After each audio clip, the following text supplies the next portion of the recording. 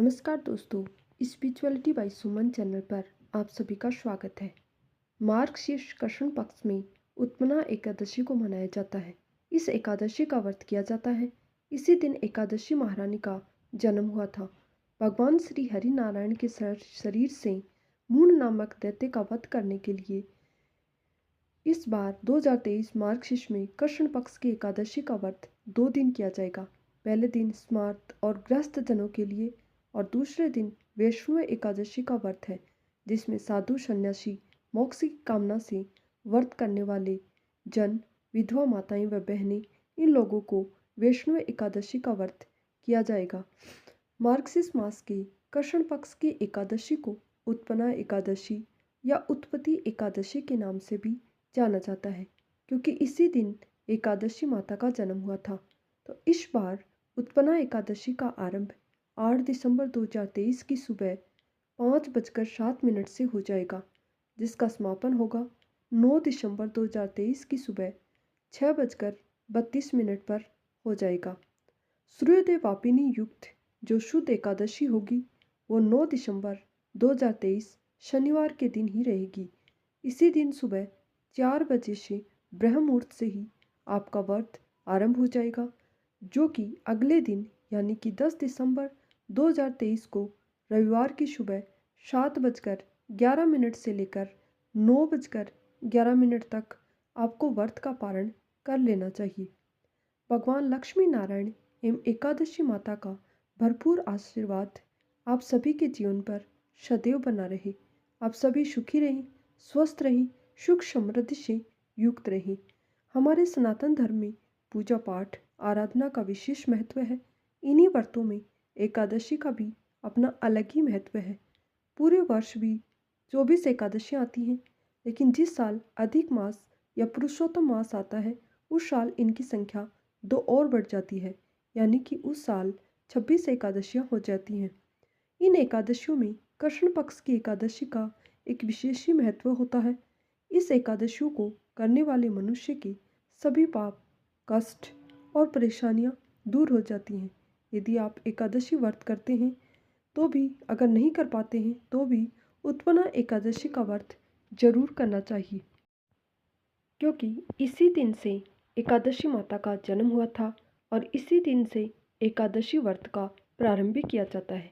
जो भी बंधुजन इस बार उत्पन्ना एकादशी का व्रत रख रहे हैं वो 10वीं तिथि से लेकर द्वादशी तिथि तक कुछ नियमों का पालन अवश्य कर ले।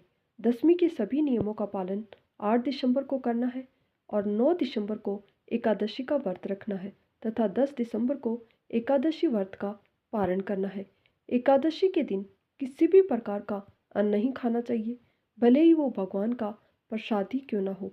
एकादशी का व्रत करने के दिन पहले से ही भक्ति का संचार अपने मन व हृदय में कर लेना चाहिए। एकादशी का व्रत करने वालों को 10वीं तिथि की शाम से ही या कहें कि 10वीं तिथि शुरू होने से ही सात्विकता का पालन कर लेना चाहिए। एकादशी के दिन किसी भी व्रती को किसी भी वृक्ष की कोई भी पत्ती अपने हाथ से नहीं तोड़नी चाहिए। मात्र एकादशी का व्रत कर लेने से ही जो पूर्व में किया गया हमारा पाप कर्म है, हमने किसी जीव की हत्या की है, किसी को कष्ट पहुंचाया है, किसी प्रकार का झूठ बोला है, सभी दोष केवल एक एकादशी का व्रत करने से ही समाप्त हो जाते हैं।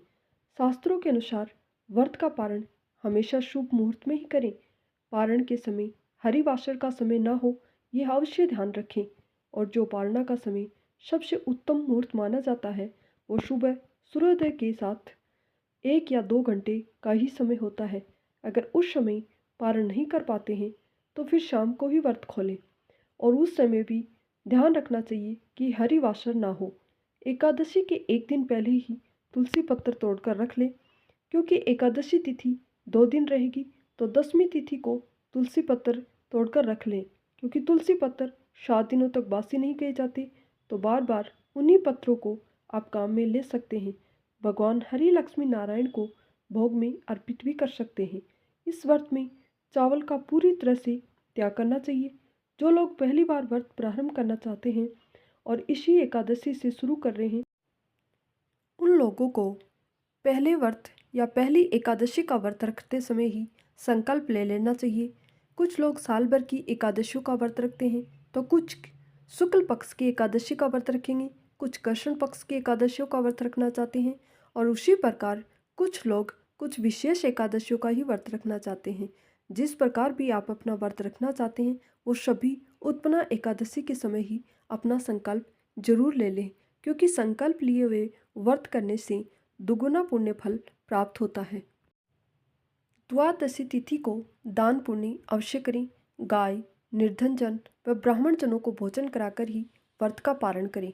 व्रत का पारण करते समय चावल जरूर बनाएं। हो सके तो एकादशी को व्रत रखकर रात को भी जागरण करना चाहिए, क्योंकि इससे पुण्य फल दुगुना हो जाता है।